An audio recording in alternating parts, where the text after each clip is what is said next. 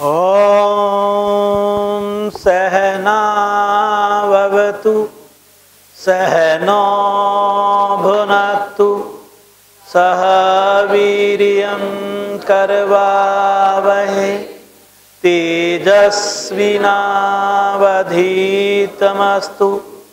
मा विद्विषावहै।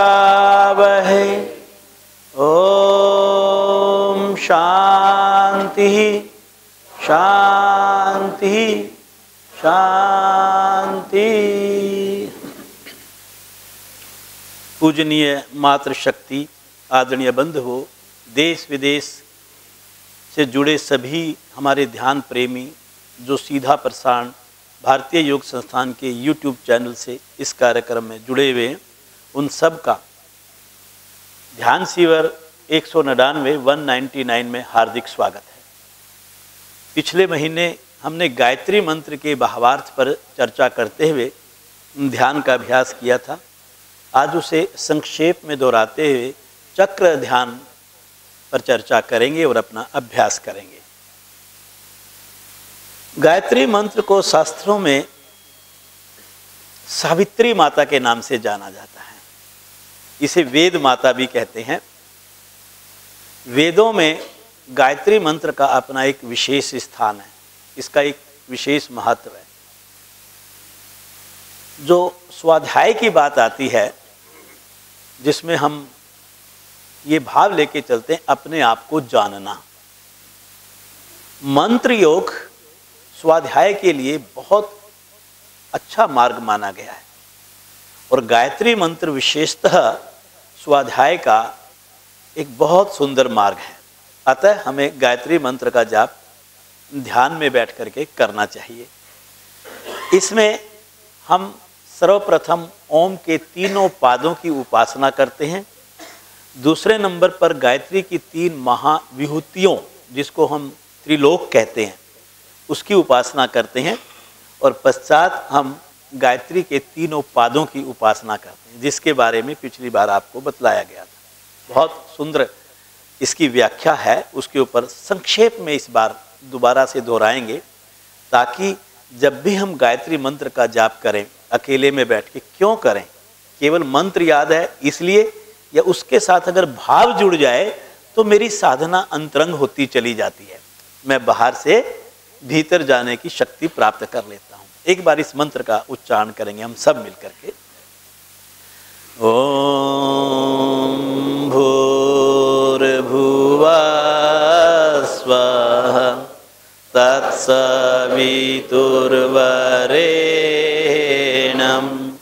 भर्गो देवस्य धीमहि धियो यो न प्रचोदयात्। इसमें सबसे पहला आपने जो उच्चारण किया शब्द का, वो है ओम। ओम क्या है? ओम इस पूरे संसार का प्राण माना गया है। ओम हमारा रक्षक है। ओम नाद का रूप है। कहते हैं कि जो इस सृष्टि की उत्पत्ति हुई, वो सबसे पहले इसमें जो ध्वनि सुनाई दी वो ओम था। और आज भी जब आप चारों ओर से शांत होते हैं तो आपके बाह्य छोत्र भी और आपका अंतःकरण भी इसी ध्वनि को सुनता है।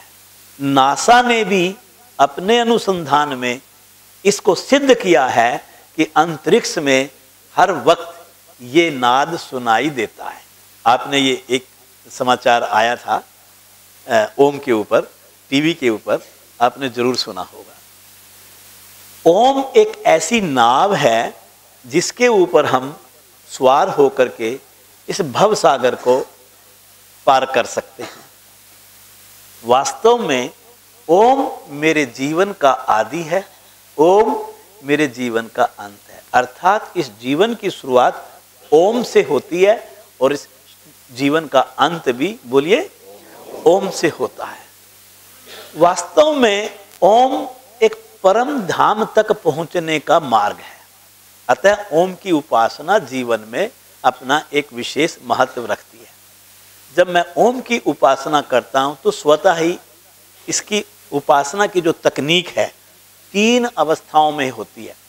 जैसे ओम का बोलकर जाप करना, ओम का मन से जाप करना, ओम का स्वतः जाप चलना। जब ओम का स्वतः जाप चलता है तो चलते चलते एक स्थिति ऐसी आती है कि सब शांत हो जाता है, और जब सब शांत हो जाता है तो उसे इति विराम की अवस्था कहते हैं। वहाँ विराम लग जाता है और वहाँ सिवाय मेरे परम पिता परमात्मा के बाकी कुछ भी शेष नहीं होता। मेरा अपना विलय भी, बोलिए, मेरे परम पिता परमात्मा उस सत्ता के भीतर हो जाता है। मेरा और मेरे प्रभु के बीच एकाकार की स्थिति बनती है। कौन सी स्थिति बनती है? एकाकार की। इन तीनों अवस्थाओं को कहा गया आकार की उपासना, उकार की उपासना, मकार की उपासना। उसके बाद चौथी अवस्था जो आती है उसे इति विराम कहा गया है। जो आकार की उपासना है वो क्या है?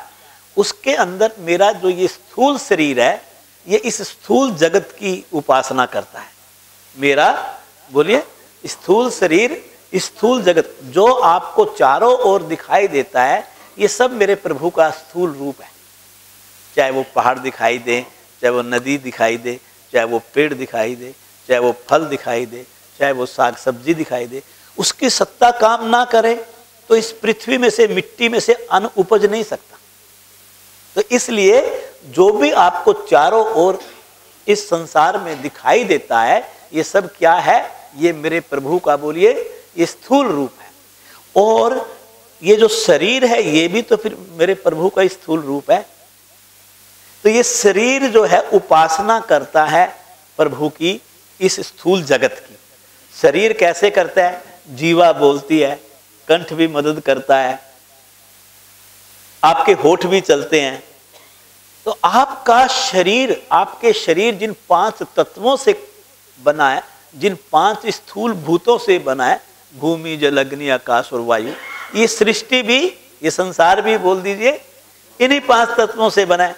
मेरा इन 5 तत्वों से बना हुआ शरीर इस परमात्मा के स्थूल रूप जो 5 तत्वों से बना है उसकी उपासना करता है, उसकी उपासना करता है। और दूसरे नंबर पर आप क्या करते हैं? आप मुंह से बोलना बंद कर देते हैं। कुछ देर के बाद हम साधना में जब बैठते हैं तो हम कहते हैं कि अब आप मन ही मन मानसिक स्तर पर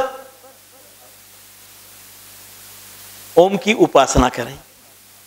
जब आप मन से उपासना करते हैं तो अब आपकी जीभा काम नहीं करती, अब आपका कंठ काम, अब ये शरीर काम नहीं करता। अब यहां 2 चीजें आती हैं, एक आत्मा का रूप और एक परमात्मा का रूप। पहले आत्मा का रूप मेरा ये स्थूल शरीर है, परमात्मा का जो स्थूल रूप है वो ये जगत है। और दूसरे में जब मैं मानसिक जाप करता हूं तो जो प्राण है, प्राण के 2 रूप होते हैं। एक होता है व्यष्टि प्राण, दूसरा होता है समष्टि प्राण। पहला क्या होता है? व्यष्टि प्राण, दूसरा क्या होता है? समष्टि प्राण। व्यष्टि प्राण मेरे भीतर है, जिससे मैं बोलता हूं, चलता हूं, मेरा ये शरीर गतिमान होता है। जब तक मेरे शरीर में व्यष्टि प्राण है तब तक मैं जीवित हूं। जिस दिन इस प्राण का रिश्ता इस शरीर से टूट जाएगा, आप समझ लेना मेरे शरीर को मृत घोषित कर दिया जाएगा। फिर मैं आपके बीच में नहीं आ सकता और ना आप मुझे पसंद करेंगे। मेरा ये हड्डी मांस का शरीर जो बाकी तत्वों का बना होगा, जो जिससे बना, उसमें आप इसका विसर्जन कर देंगे। ये बात बिल्कुल सत्य है। तो ये जो प्राण है ये क्या है मेरे शरीर में? प्रभु का रूप है, अंश है उसका, आत्मा के रूप। और समष्टि प्राण क्या है? वो मेरे ईश्वर का रूप है। किसका रूप है? मेरे प्रभु का रूप है। तो मैं उस समय मेरा प्राण ना हो तो क्या मैं मानसिक जाप कर सकता हूं? तो व्यष्टि प्राण द्वारा समष्टि प्राण की उपासना की जाती है। ओम के दूसरे चरण में, दूसरे सोपान में, दूसरी अवस्था में आपका जो व्यष्टि प्राण है वो किसकी उपासना करता है? अब इसको साधारण भाषा में बोल दो, आपका सूक्ष्म शरीर सूक्ष्म जगत की उपासना करता है। अब तीसरे रूप में कह दो, आपकी सूक्ष्म रूप में भीतर जो आत्मा है वो सूक्ष्म रूप में जो परमात्मा है उसकी उपासना करता है। तार इन दोनों का जुड़ता है, आकार, उकार और फिर क्या है, मकार। मकार में कारण शरीर कारण जगत की उपासना करता है। बोलिए, कारण शरीर कारण जगत की उपासना करता है। कारण शरीर मेरे भीतर मेरे आत्मा का सबल रूप है, प्रज्ञा के रूप में। किसके रूप में? प्रज्ञा के रूप में, उस दैविक बुद्धि के रूप में जो हमेशा ईश्वर की ही उपासना करती है। दो तरह की बुद्धि होती है जी।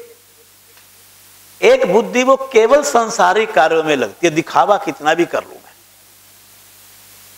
हम भी तो ऐसा करते हैं, किस तरह से मैं सामने वाले को नीचा दिखाऊं, किस तरह से मैं अपनी प्रशंसा करवाऊं, किस तरह से मैं ज्यादा नोट कमाऊं, चलती है ना बुद्धि इस पर। यह बुद्धि प्रज्ञा नहीं कहलाती, यह सांसारिक बुद्धि है। और सांसारिक बुद्धि का भी निकृष्ट भाग है ये। कौन सा भाग है? निकृष्ट भाग है, गिरा हुआ है, जो मेरी मुझे अधोगति की तरफ लेकर के जाता है। ऐसे लोग हमारे बीच में बहुत होंगे, समाज में बहुत होंगे। ये बात सत्य है कि नहीं? और जब आप साधना करने लगते हो, साधना करते करते करते करते आगे बढ़ते हो, तो आपकी बुद्धि भी रितंब्रा का रूप लेने लगती है, प्रज्ञा का रूप लेने लगती है। प्रज्ञा और इसी को विवेक कहा गया है। क्या कहा गया? विवेक, जो हम समाधि के भीतर पढ़ते हैं। जब तक विवेक जागृत नहीं होता, आप संप्रज्ञात असंप्रज्ञात समाधि की अवस्था जीवन में प्राप्त नहीं कर सकते। मेरी प्रज्ञा, मेरा विवेक, मेरी वह बुद्धि जो ईश्वर में लगती है, वो उस प्रभु की उपासना करती है। कारण यहां पर आप मुंह से नहीं बोलते, आपको सिर्फ महसूस होता है, आप अनुभव करते हैं कि आपके भीतर ओम की उपासना चल रही है। ओम का जाप स्वतः चलता है। ओम का जाप आप नहीं करते, स्वतः चलता है ना। अब आपका मन जाप कर रहा है, ना शरीर जाप कर रहा है, और फिर भी जाप चलेगा। ये तीसरी उपासना है। और चौथी उपासना में जब सब शांत हो जाता है, तो आत्मा और परमात्मा का एकाकार हो जाता है। आप सबसे ओम, इसलिए ओम को रक्षक कहा गया है। क्या कहा गया है? जो ओम की उपासना करता है, ओम उसकी रक्षा करता है, ओम उसकी रक्षा करता है। अतः गायत्री मंत्र का उपासक सबसे पहले ओम की उपासना करता है। ओम बोलते हैं, ओम भूर्भुवः भुवः भूर्भुवः स्वः। ये तीन इसकी महाविभूतियां हैं, ये तीनों लोक हैं, भूलोक, अंतरिक्ष लोक और स्वर्ग लोक। देखो, अगर आप अर्थ को समझोगे तो कैसा भाव हमारे अंदर उस मंत्र के प्रति आ जाएगा। भूलोक किसको कहा गया है? ये तीन लोक हैं। भूलोक पृथ्वी को कहा गया है। पृथ्वी पर जो कुछ भी आप देख रहे हैं, ये सब इसका साधन एक ही है। उसका साधन है प्राण। इस भू का दूसरा रूप प्राण ले लें आप। मेरे परम पिता परमात्मा इस भूलोक में प्राण के रूप में वासते हैं। किसके रूप में वासते हैं? और हर जगह प्राण है। आप समुद्र में 500 किलोमीटर अंदर चले जाएं जहाज में बैठ करके, वहां पर भी ऑक्सीजन है, वहां भी आपको प्राण मिलता है। आप पहाड़ पर चले जाएं 10,000 फीट की ऊंचाई पर, वहां पर भी प्राण है। आप विदेश में चले जाएं जहाज में बैठ करके, बोलो, और यहां बेसमेंट में भी। अगले महीने के दूसरे शनिवार को यहां पर प्राण उपलब्ध नहीं होगा, आप आओगे क्या? बोलो ना, नहीं आएंगे। लेकिन ये मेरे प्रभु की कृपा है, वो स्वयं प्राण रूप में हर जगह वासते हैं। ये प्राण रूप में बोल दीजिए, वो हर जगह वासते हैं। तो भू पृथ्वी लोक को कहा गया है, और पृथ्वी लोक प्राण रूप है। बोलिए, और प्राण ही प्रभु हैं।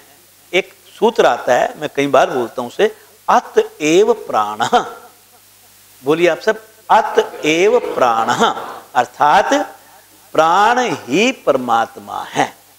अतएव आप प्राणायाम का महत्व भी इसके साथ जोड़ सकते हैं।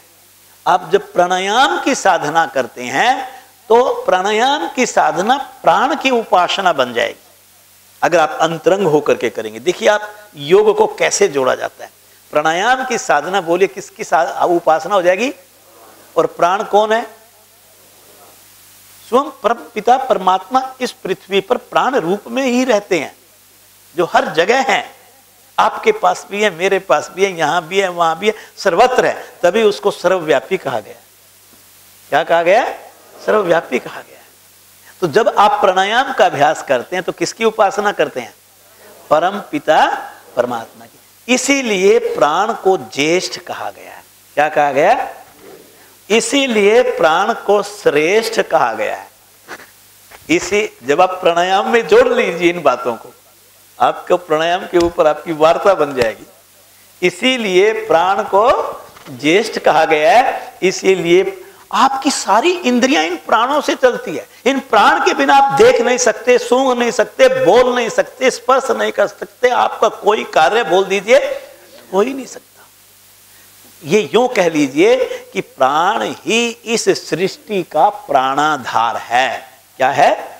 प्राण ही इस सृष्टि पर केवल जीवन दाता है।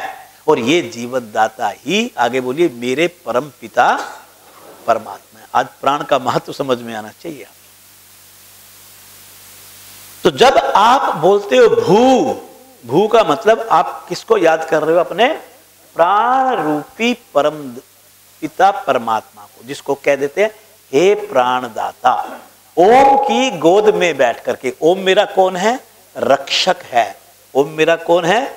मैं ओम की गोद में बैठ गया। जैसे बालक मां की गोद में बैठ करके सेफ समझता है अपने आप को, तो आप ओम की गोद में बैठ गए और बैठ करके फिर आपने हाथ जोड़े और हाथ जोड़ करके आपने कहा हे प्राणदाता, हे दुखों के विनाशक, भुआ। ओम भूर्भुआ। भुआ है अंतरिक्ष लोक। अंतरिक्ष का मतलब होता है जो मेरे दुखों का हरने वाला है। इसका अर्थ क्या है? बोलो। कभी हम इतनी गहराई में जाते नहीं ना शब्दों की। जो मेरे दुखों को, दुख विनाशक, क्या बोलते हैं उसको? दुख विनाशक। तो मैं ओम की गोद में बैठ करके अपने प्राणदाता को पुकारता हूं, हे प्राणदाता, हे मेरे दुखों के विनाशक, तू मेरे दुखों को दूर कर। मतलब मुझे सुख की अनुभूति करवा। दुख क्या है? अपने प्रभु से दूर होना दुख है। कांटा लगना दुख नहीं है, वो तो फिजिकल वैसे लग गया थोड़ी देर के लिए, कोई बात नहीं। ठोकर लग गई, कोई बात नहीं, उसको दुख नहीं कहते। दुख, असली दुख क्या है? बोलिए। परमात्मा से वियोग करना दुख है, परमात्मा से संयोग करना सुख है। ये इसकी परिभाषा जीवन में ले लीजिए। और इस समय हम जो बैठे हैं, ये हमारा संयोग किससे हो रहा है इतनी देर? और घर जाते ही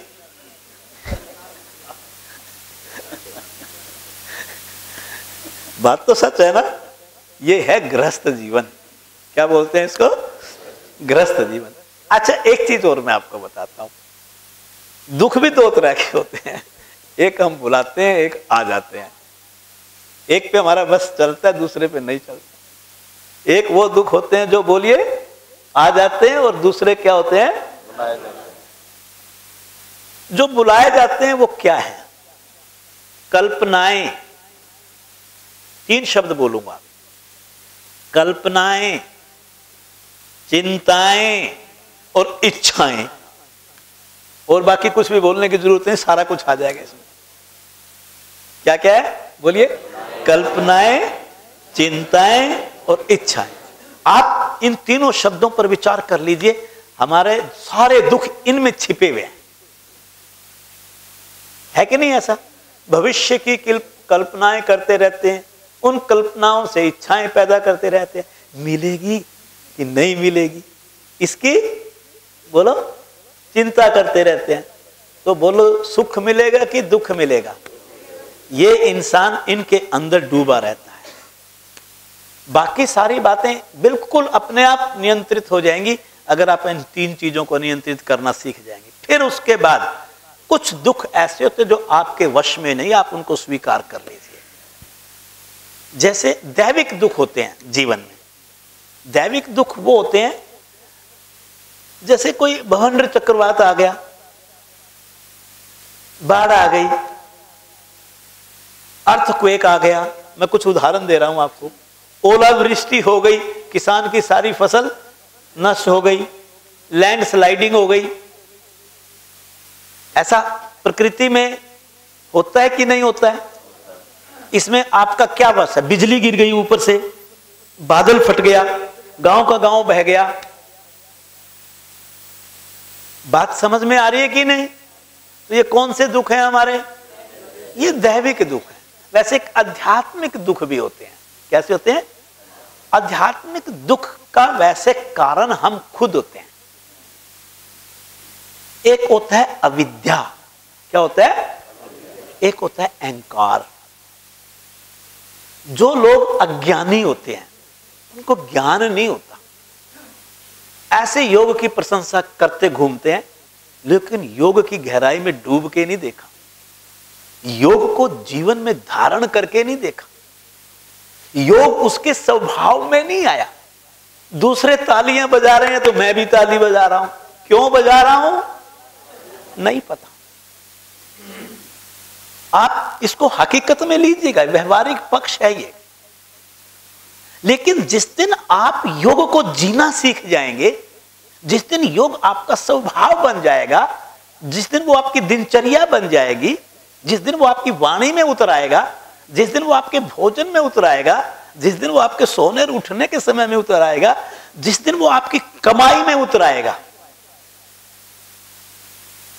बहुत गहरा शब्द बोला मैंने ये आपको। उस दिन आप योगी बन जाएंगे। क्यों? क्योंकि आप यकीन मानिए उस दिन आपका जो अविद्या का पर्दा है वो, क्यों पता? आपके भीतर जो अहंकार रूपी दीवार खड़ी है ना, वो गिर जाएगी। और जब तक अविद्या और अहंकार, अगर आपको इस जीवन में अगर इनको आपने निवृत्त करना नहीं सीखा इनसे अपने आप को, तब तक ना योग जीवन में आ सकता, ना दुखों का निवारण हो सकता। क्योंकि उससे आपके भीतर लोभ आएगा, मोह आएगा, आपके अंदर ईर्ष्या आएगी, आपके अंदर द्वेष आएगा, आपके अंदर अभिनिवेश आएगा, और आप इन कलहों के चक्कर में फंस करके अपने जीवन को नर्क बना लोगे।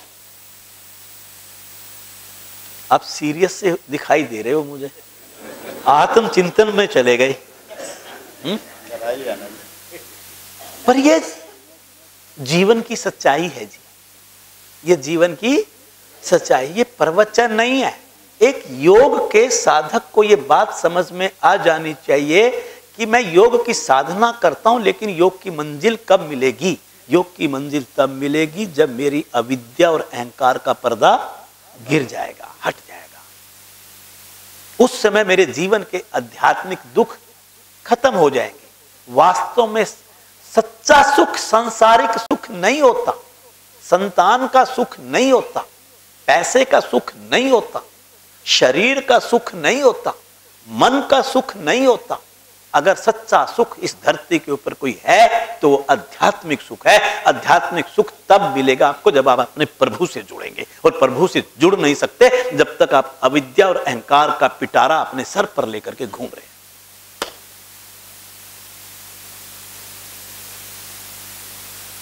तो मैं ओम की गोद में बैठ करके, ओम रूपी रक्षक की गोद में बैठ करके, जैसे बच्चा बालक अपनी मां की गोद में बैठ करके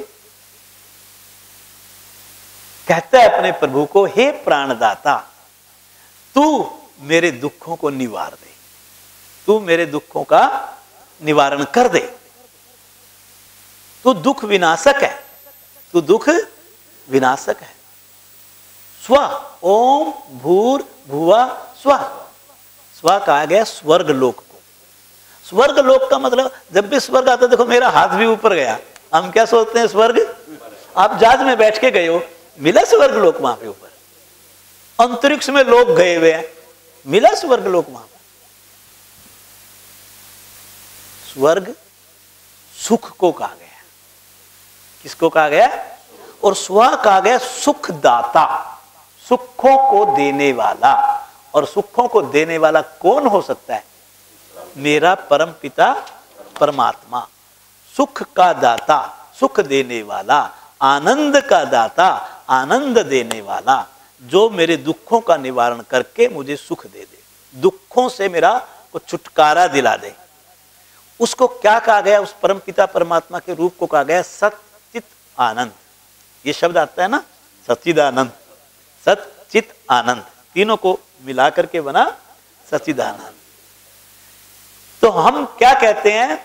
हे दुख विनाशक, मेरे दुखों का निवारण करके मुझे सुख दे, अर्थात तू सुख का सागर है, मेरे को भी अवसर दे, मैं भी सुख के सागर में 2 डुबकी लगा लूं, मैं भी इस सुख के सागर से, इस अमृत की 4 बूंदे तू मुझे भी पिला दे। सबको पिला रहा है, मैं भी तो आया हूं तेरे द्वारे, तो मुझे, जिस दिन मैं आत्मा को शुद्ध करके ये बोलूंगा ओम भूर्भुवः स्वः, तो इसका भाव क्या होगा? मैं अपने परम पिता परमात्मा को कह रहा हूं कि तू मेरे दुखों का निवारण करते हुए, हे प्राणदाता, तू मुझे अपने सुख के सागर से, अपने इस अमृत के सागर से मुझे भी 4 बूंद बोलो पिला दे।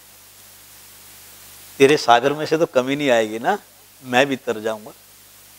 परमात्मा से दोस्ती कर लो, क्या कर लो? और उस दोस्ती का मैं आपको रास्ता बतला रहा हूं, सच बतला रहा हूं।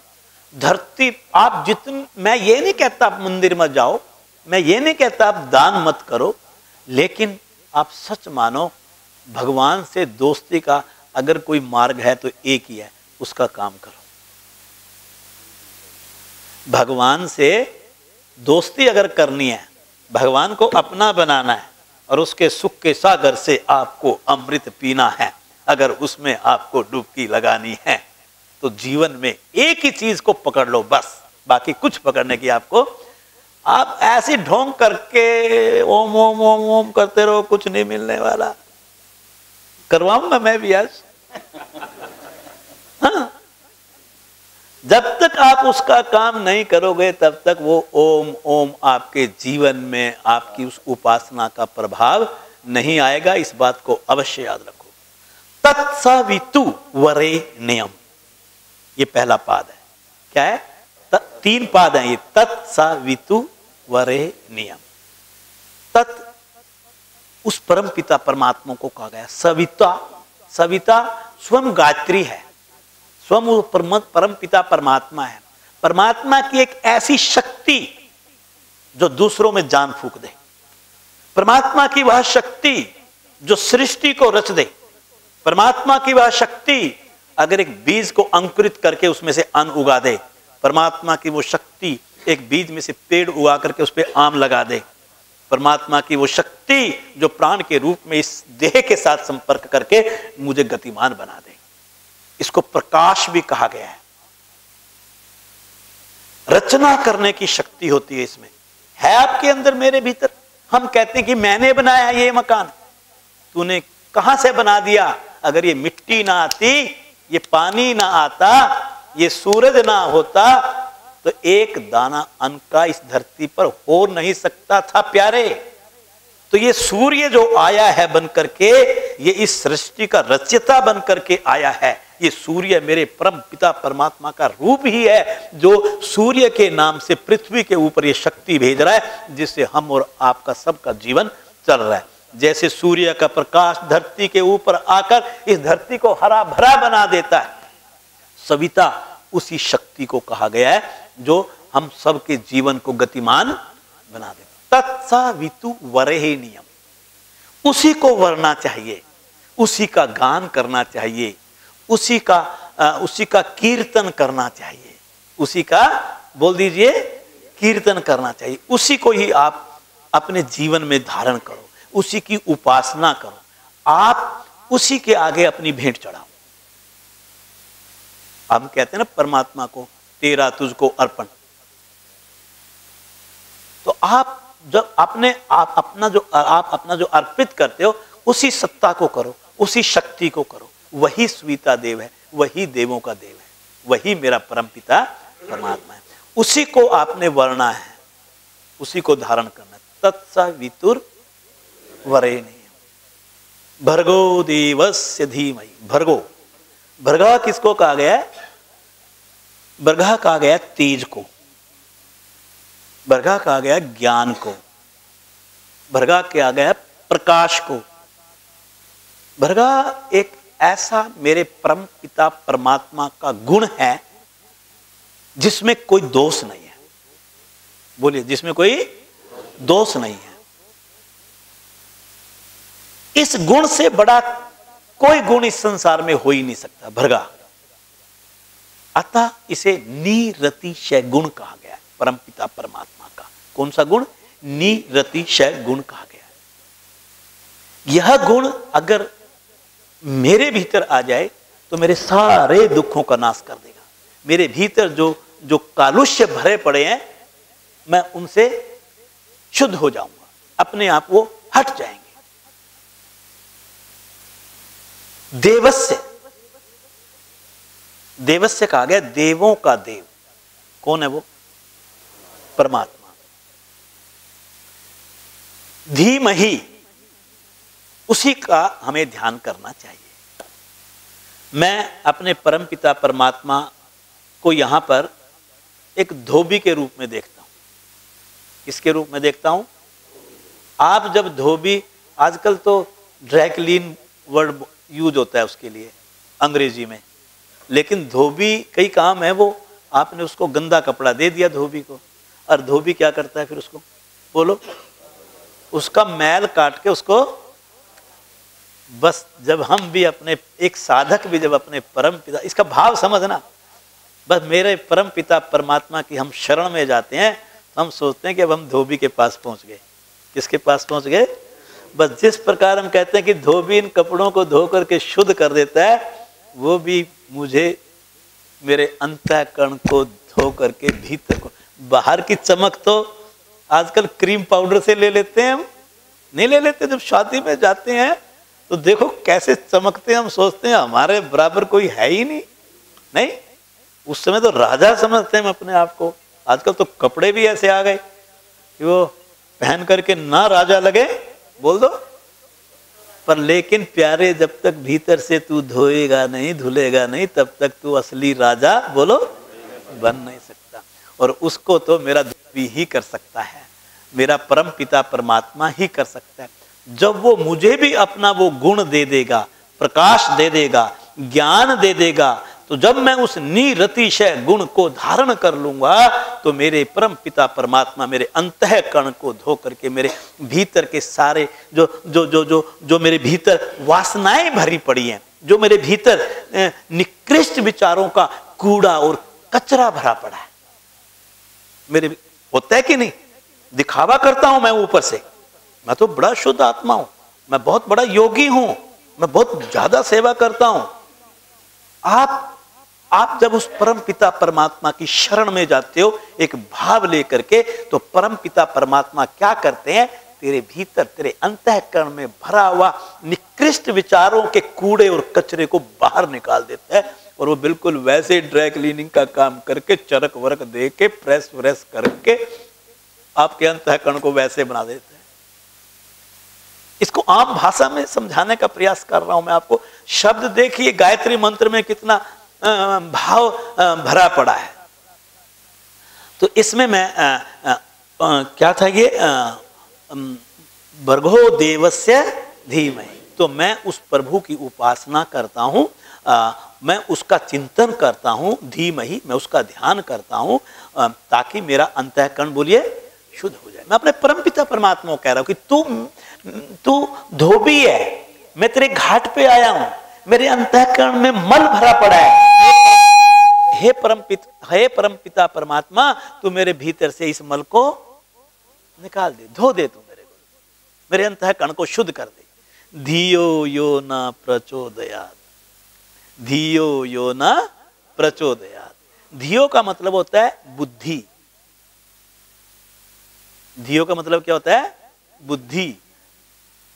मेरे कर्म जो मैं करता हूं, धियो यो न प्रचोदयात्। मैं अपने परम पिता को कहता हूं कि हे प्रभु मेरे कर्मों को, मेरी बुद्धि को, मेरे कार्यों को, मेरे को ले चल, मेरे को ले चल, मेरी बुद्धि को ले चल। किधर लेकर के चल?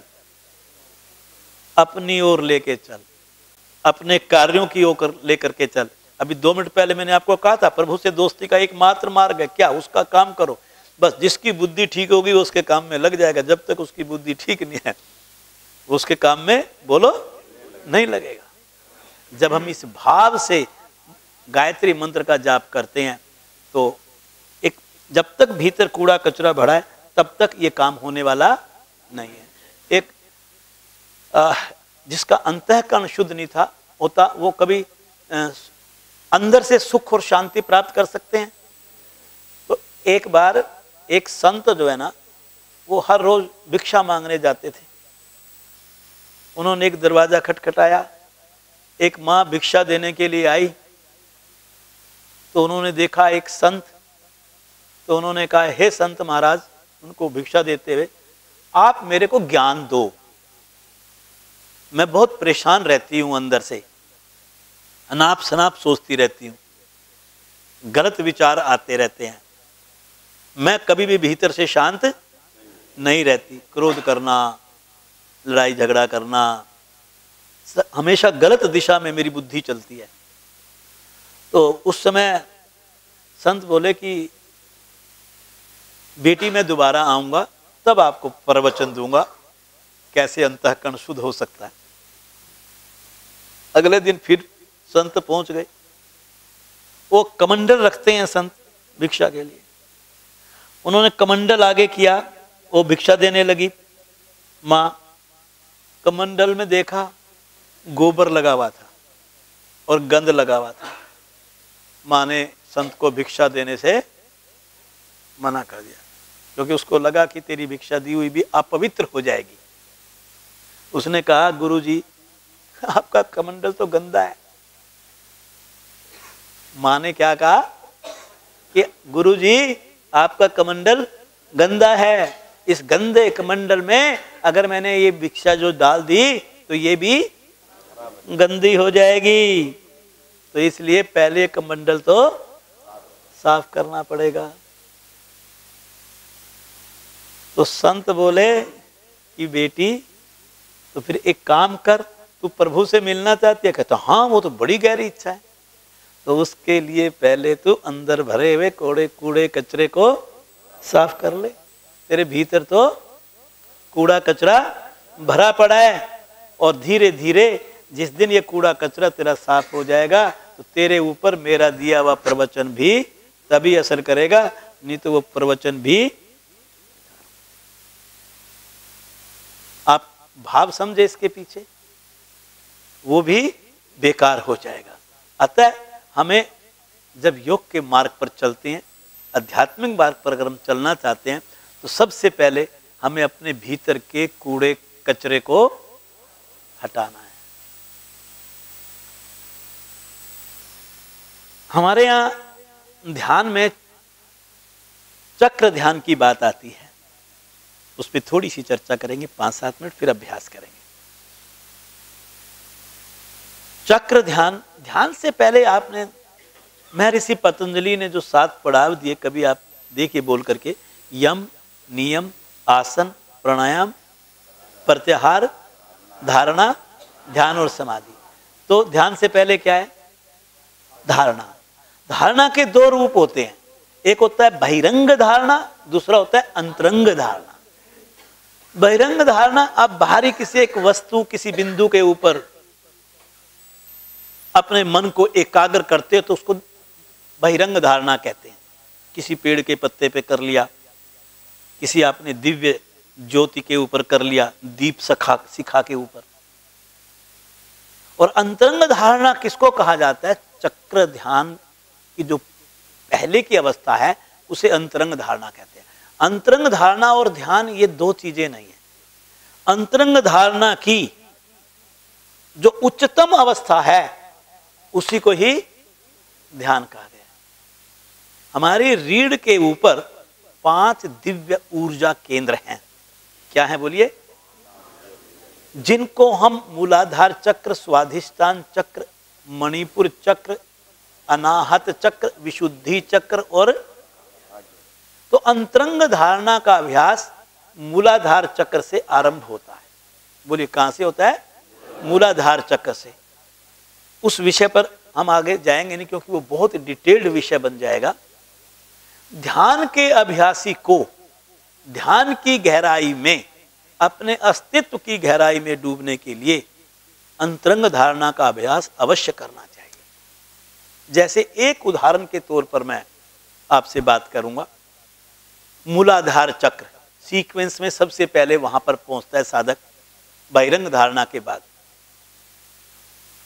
मूलाधार चक्र हमारे रीढ़ के अंतिम छोर के ऊपर गुदा अस्थि और गुदा मूल के ठीक मध्य स्थित है।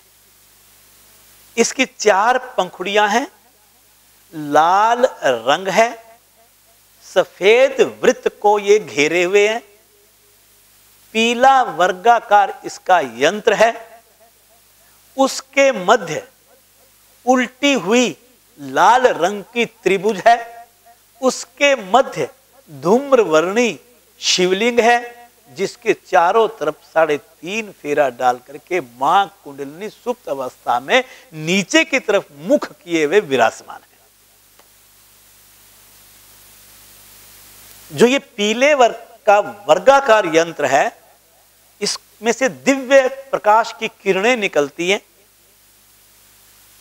जब साधक इसका ध्यान करता है तो कहते हैं कि मां कुंडलिनी जागृत होती है और उसकी दिशा, उसका मुख नीचे की बजाय, और जैसे ऊपर की ओर होता है आपका मूलाधार चक्र जागृत हो जाता है। इसकी 4 पंखुड़ियां जो है, जो नीचे की, जिधर मां कुंडलिनी का मुख होगा, आपके इन चक्रों की पंखुड़ियों की दिशा भी वही होती है। तो जैसे ही मां कुंडलिनी जागृत होगी और वो ऊपर की ओर अपनी यात्रा, दिव्य यात्रा प्रारंभ करेगी, तो आपके उस कमल के फूल, जो 4 पंखुड़ियों वाला फूल, कमल का फूल वहां पर स्थित है, उसकी 4 पंखुड़ियां खिल जाएंगी। और जैसी पंखुड़ी खिलती है फूल की, उसकी दिशा किधर होती है? ऊपर की तरफ होती है। अब यहां से दिव्य यात्रा आपके भीतर की शुरू होती है। इसी को कुंडलिनी जागरण भी कह सकते हैं हम। इसी को यहां पर से अंतरंग चक्र धारणा का अभ्यास भी कह सकते हैं, अंतरंग धारणा का अभ्यास। और यह अभ्यास आप महीना, 2 महीने, 3 महीने करते हैं तो साधक जाकर के स्वाधिष्ठान चक्र पर जाता है।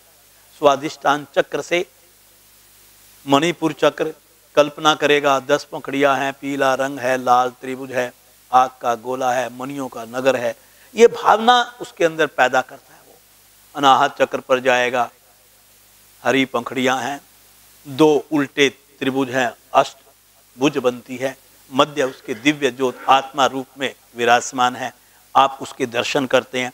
धीरे धीरे आप स्वाधिष्ठान चक्र पर पहुंचते हैं, जहां आपको 16 पंखुड़ियों के कमल के फूल के ठीक मध्य आपको एक चंद्रमा के ऊपर सोम रस की बूंदें टपकती आप महसूस करते हैं। और धीरे धीरे जब आप इसकी साधना कर लेते हैं तो आप आज्ञा चक्र पर पहुंचते हैं। आज्ञा चक्र के ऊपर आप देखते हैं 2 पंखुड़ियां हैं, सफ़ेद रंग है, उसके ऊपर पूर्ण चंद्रमा के आकार लिए हुए हमारा एक वृत्त बनता है। उसके मध्य एक आपकी ओम के रूप में स्वर्णिम अक्षरों में ओम के दर्शन आप करते हैं, जिससे आपकी दिव्य किरणें चारों तरफ निकलती हैं। जब साधक ऐसी हम कल्पना कैसे करती हैं? एक बड़ी कोठी होगी, 4 BHK होगा, उसके अंदर बड़े बड़े क्या वो बेड लगे होंगे, उसकी इस दीवार का ये रंग होगा, उस दीवार का ये रंग होगा, यहाँ पर ये लगी होगी, वहाँ पर वो लगी होगी, नीचे पार्किंग होगी, 3 मर्सिडीज होंगी, 4 नौकर होंगे, 2 ड्राइवर होंगे, मेरे हाथ में मोबाइल होगा। हम कल्पनाएं ये करते हैं और इन कल्पनाओं ने हमारे जीवन को नर्क बना रखा है। मैं ये नहीं कहता कि जरूरतें पूरी नहीं होनी चाहिए। हाँ, हमने मानव जीवन धारण किया है, भगवान ने हमारे को मन और मस्तिष्क एक सामान्य बाकी जीवों से अतिरिक्त दिए है, उनका सदुपयोग करो। दुरुपयोग मत करो, इतना उपयोग सांसारिक चीजों के लिए मत करो कि उस परम पिता परमात्मा जो कि इन स्रोतों को देने वाला है उसको भूल करके मैं केवल सांसारिक मार्ग में उलझ करके इस जीवन को नर्क बना दूं।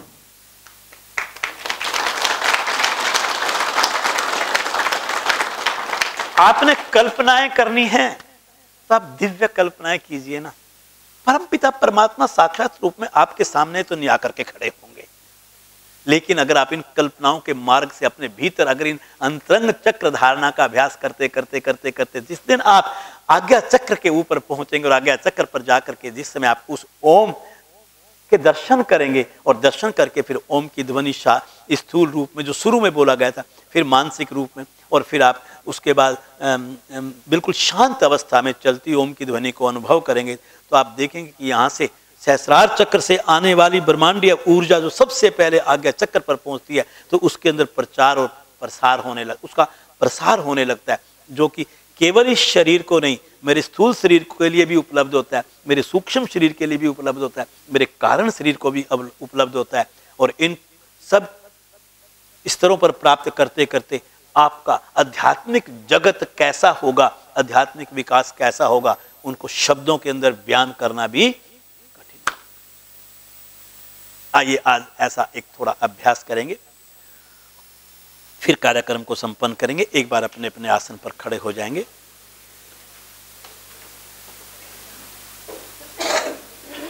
कोई किसी से बात नहीं करेगा, इस बात का विशेष ध्यान रखेंगे। सभी लाइटें बंद ना करें, बस कुछ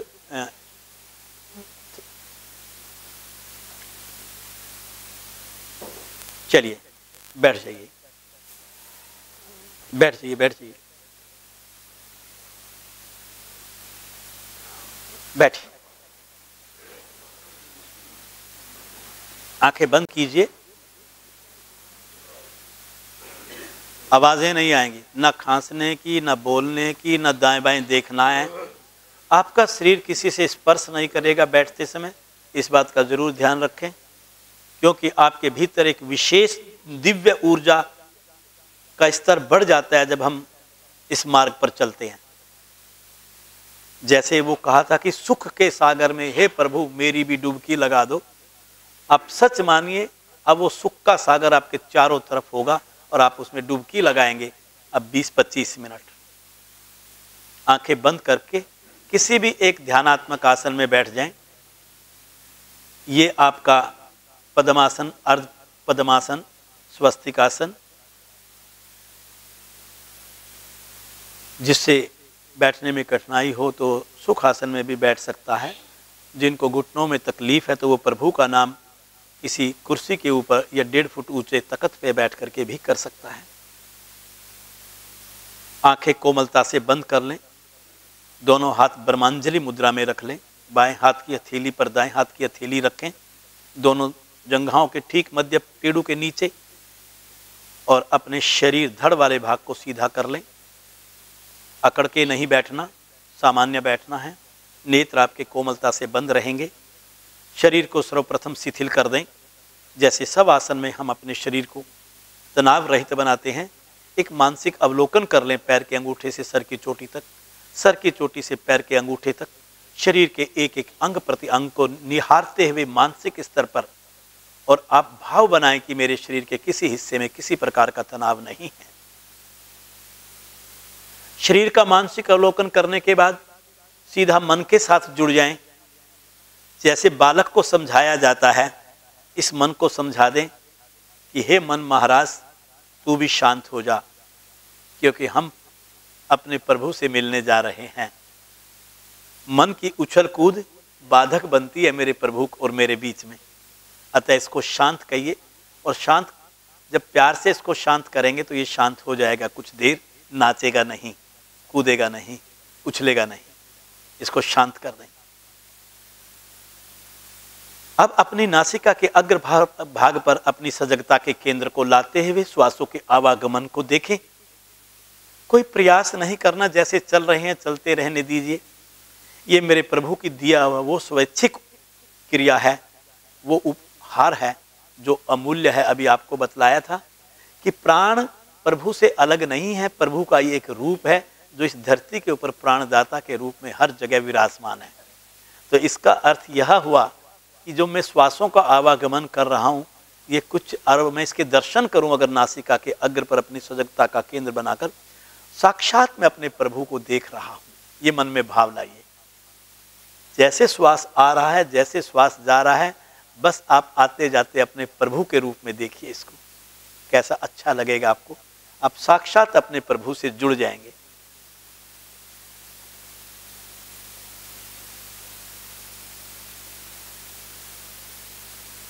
अपनी रीढ़ से यात्रा शुरू कीजिए, ऊपर से नीचे की ओर, और आखिर में आप मूलाधार चक्र पर जाइए।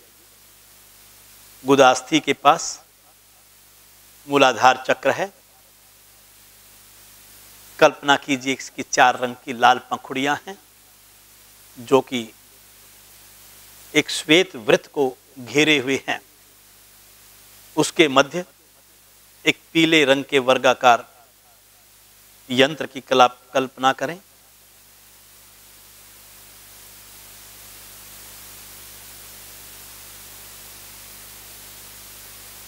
जैसे भाव बनाए यहां से दिव्य किरणें बाहर चारों तरफ निकल रही हैं, चारों कोनों से 4 पंखुड़ियों से होती पूरे शरीर में फैल रही हूं, जो कि शांति और शीतलता मुझे दे रही हूं। ऐसा भाव बनाइए। उसके मध्य एक उल्टी लाल रंग की त्रिभुज की कल्पना करें।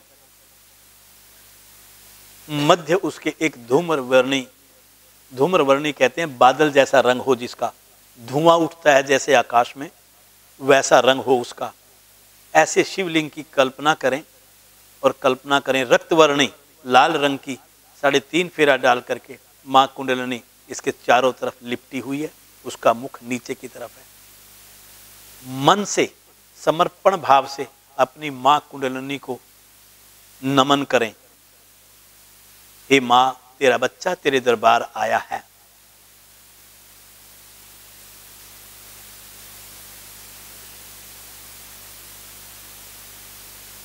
कल्पना करें कि माँ कुंडलिनी जागृत होकर के सुषुम्ना मार्ग से ऊपर की ओर अपनी दिव्य यात्रा प्रारंभ कर रही है। ठीक उससे 3 उंगल ऊपर प्रजनन अंगों के पीछे रीढ़ के मध्य सुषुम्ना मार्ग पर कल्पना करें स्वाधिष्ठान चक्र की 6 पंखुड़ियां सिंदूरी रंग। मध्य उसके अर्ध चंद्रमा, जो कि दिव्य यंत्र है, नमन करें। थोड़ा ऊपर की यात्रा करें, गमन करें ऊपर की ओर। ठीक मणिपुर चक्र नाभि के पीछे रीढ़ के मध्य सुषुम्ना मार्ग पर 10 पंखुड़ियां पीला रंग, उसके मध्य उल्टी त्रिभुज लाल रंग की, जिसके मध्य जैसे अग्नि का गोला बनता है, ऐसी कल्पना करें। यहां पर मेरे भीतर के जितने भी मल हैं, इस अग्नि के दिव्य गोले के भीतर भस्म होकर के पवित्रता का रूप ले लेती हैं। ऐसा मन में भाव लाइए। मेरे जितने भी कालुष्य हैं, वो इस दिव्य अग्नि के अंदर बिल्कुल वैसे ही शुद्ध हो जाएंगे जैसे अशुद्ध सोना गर्मी में तपा करके शुद्ध कर दिया जाता है। थोड़ा और ऊपर आए और आप अनाहत चक्र पर अपना ध्यान लगाएं। हृदय के ठीक पीछे रीढ़ के मध्य सुषुम्ना मार्ग पर हरे रंग की 12 पंखुड़ियों के मध्य जो वृत्त है, उसके मध्य आप एक षटभुज 3 त्रिभुज, अगर आपस में 2 त्रिभुज आपस में मिला दें, एक उल्टी और एक सीधी, तो वो षटभुज बन जाती है। ऐसे षटभुज की कल्पना करते हुए उसके भीतर प्रकाश के रूप में एक आप ज्योति के दर्शन करें, जो कि मेरी आत्मा का रूप कहलाता है। यहाँ पर जब साधक पहुँच जाता है तो उसकी अधोगति होने की संभावनाएं खत्म हो जाती हैं।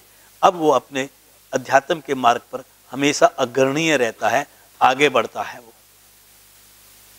अपनी इस दिव्य ज्योत को नमन करें और धीरे धीरे अपनी यात्रा को जारी करते हुए आप विशुद्धि चक्र पर जाएं।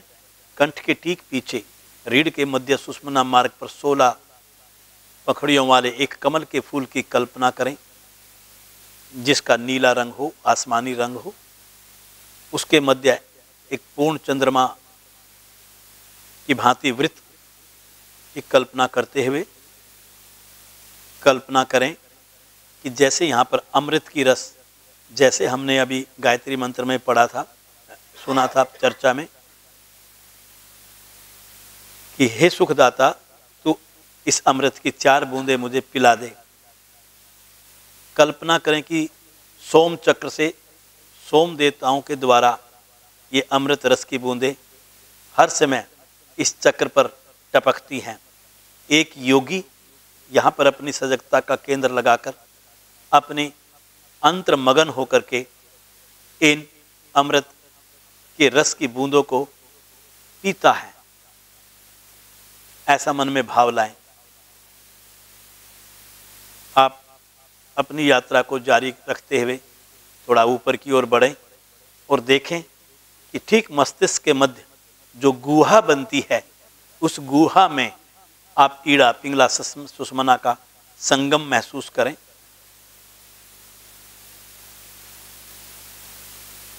इसी को गुरु चक्र कहा गया है, इसी को युक्त गंगा कहा गया है, इसी को त्रिवेणी कहा गया है, इसी को ज्ञान चक्षु कहा गया है, इसी को शिव नेत्र कहा गया है, इसी को तीसरी आंख कहा गया है, इसी को आज्ञा चक्र कहा गया है। सच्चे मन से इसके दर्शन करें।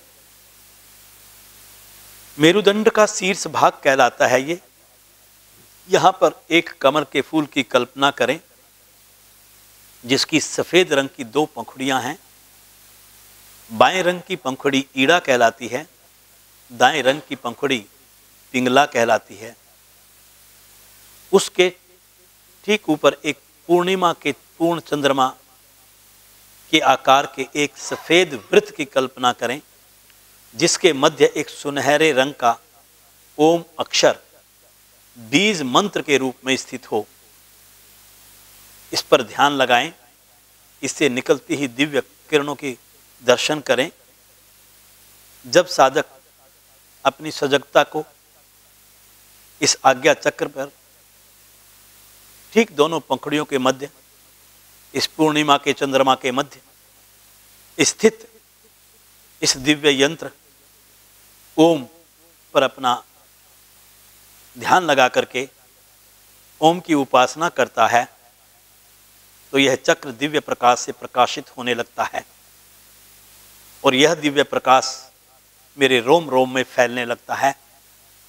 वह ब्रह्मांडीय ऊर्जा जो मुझे ब्रह्मांड से सहस्रार चक्र के माध्यम से प्राप्त होती है, सुषुम्ना मार्ग से यात्रा करती हुई सभी चक्रों तक पहुंचती है और सभी पंखुड़ियाँ भी उस ब्रह्मांडीय दिव्य ऊर्जा से ओतप्रोत होने लगती हैं। ऐसा मन में भाव लाएं। इसी भाव से हम अपने प्रभु को ओम नाम से पुकारेंगे। 2 बार मन से बोला जाएगा, पश्चात आप अनुकरण करेंगे। आपके पुकार में तड़प होगी, आपकी पुकार में एक समर्पण भाव होगा, अंतरंगता भी होगी। 2 बार सुनेंगे, आप बोलेंगे नहीं। तीसरी बार से आप भी हिस्सा बनेंगे उस पुकार का।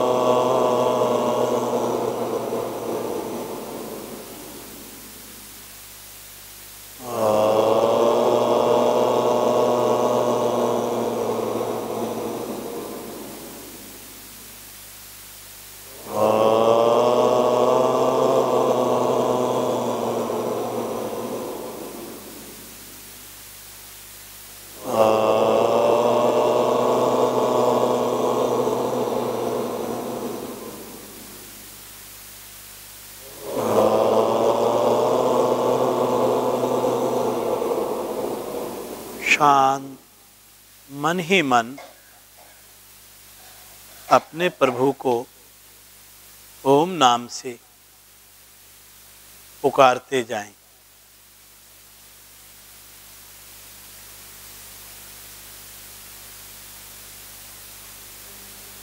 आपकी पुकार जितनी गहरी होगी, जितनी तड़पने वाली होगी, जितनी श्रद्धा से युक्त होगी, जितनी समर्पण भाव में होगी, आप अपने प्रभु को उतने सहज रूप में पाएंगे। हर पुकार में आपको अपने प्रभु की अनुभूति होने लगे। शरीर के भीतर फैलते हुए एक दिव्य प्रकाश की अनुभूति होने लगे। आपके रोम रोम स्पंदित होने लगे।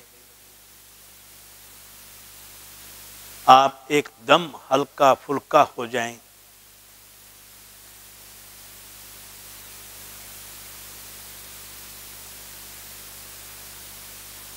पुकारिए अपने प्रभु को जैसे बच्चा माँ को पुकारता है।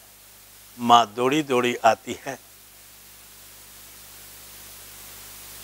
देखिए, आप साक्षात अपने आप को अपने प्रभु की गोद में महसूस कीजिए कि आप अपने प्रभु के संग हैं।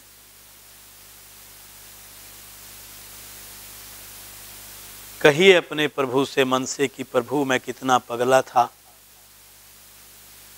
मैं तुझे ढूंढने के लिए बाहर भटक रहा था। तू तो मेरे भीतर है, तू तो मेरी रोम रोम में है, तू मेरे हर श्वास में है, तू मेरे हर कर्म में है। मैं धन्य हो गया प्रभु तुझे साक्षात पाकर। मैं धन्य हो गया प्रभु तेरा संग पाकर।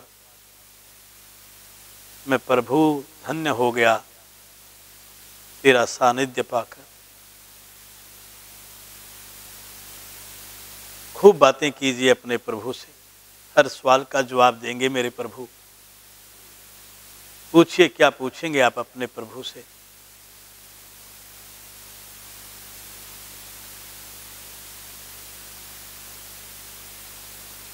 मांगिए अपने प्रभु से। क्या मांगेंगे आप? आपको धन दौलत चाहिए या आपको आध्यात्मिक सुख और शांति चाहिए? जो मांगेंगे वो मिलेगा। सच्चे मन से मांगिए अपने प्रभु से। क्या मांगेंगे आप? प्रभु मुझे धन दौलत नहीं, मुझे तो तेरा संग चाहिए, मुझे तेरा सानिध्य चाहिए, मुझे तेरा आशीर्वाद चाहिए। बस प्रभु तेरा आशीर्वाद मुझे मिल जाए, मुझे और कुछ नहीं चाहिए। मुझे ऐसा बना दो मेरे प्रभु, मैं तेरा काम करूं। मुझे ऐसा बना दो मेरे प्रभु।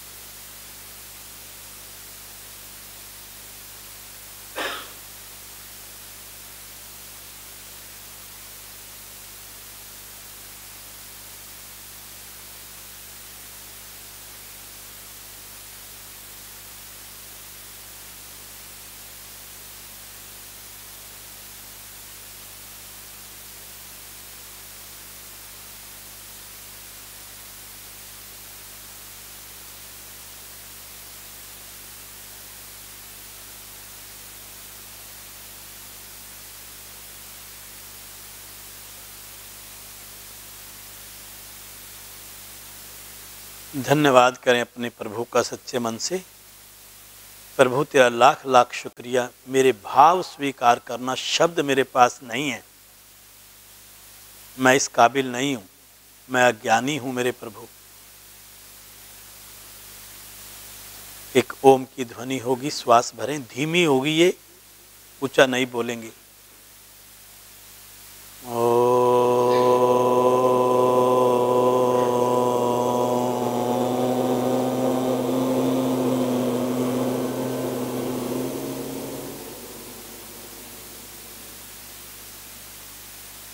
ओम जो शांतिरंतरिक्षगं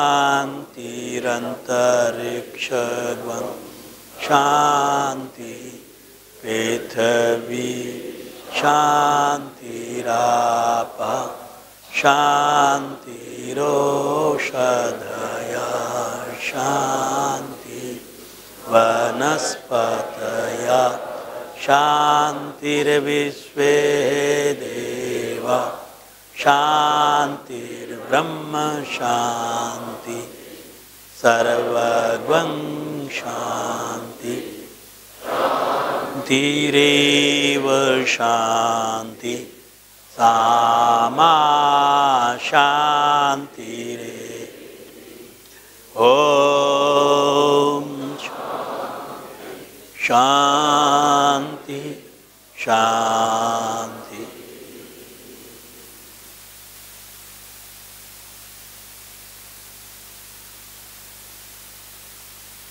कुछ सूचनाएं हैं, सामान्य होकर बैठेंगे। अगला ध्यान शिविर 200, ये दूसरा शतक लगेगा हमारा ध्यान शिविरों का। अगले महीने के दूसरे शनिवार 8 जून को प्रातः 6 बजे दिल्ली योगाश्रम में आयोजित होगा। जो दिल्ली एनसीआर से बाहर के रहने वाले हमारे ध्यान प्रेमी हैं, चाहे भारत के किसी प्रांत में हैं या विदेशों में हैं, उनके लिए भारतीय योग संस्थान के YouTube चैनल पर इसका सीधा प्रसारण किया जाएगा। वो YouTube चैनल से जुड़ेंगे और दिल्ली एनसीआर के हमारे सभी ध्यान प्रेमी अगली बार बड़ी संख्या में उपस्थित होंगे। जैसे हम दिसंबर के महीने में अपना वार्षिक उत्सव मनाते हैं, ये द्विशतकीय ध्यान शिविर बिल्कुल एक समारोह के रूप में मनाया जाएगा, जिसमें दिव्य सांस्कृतिक कार्यक्रम और ध्यान की व्यवस्था रहेगी और बाद में प्रसाद की व्यवस्था भी रहेगी। तो इसमें हम सभी जिलाधिकारी, क्षेत्रीय अधिकारी और ध्यान प्रेमी इस कार्यक्रम में आएंगे।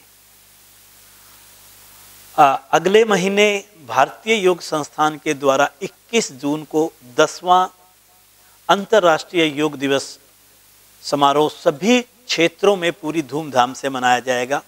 इसके पत्रक लिखित रूप में प्रांतीय प्रधानों को पूरे भारतवर्ष और विदेशों में भेजे जा चुके हैं। जिनके पास नहीं पहुंचे हैं वो कृपया अपने अधिकारियों से संपर्क साध करके उसकी सॉफ्ट कॉपी ले लें।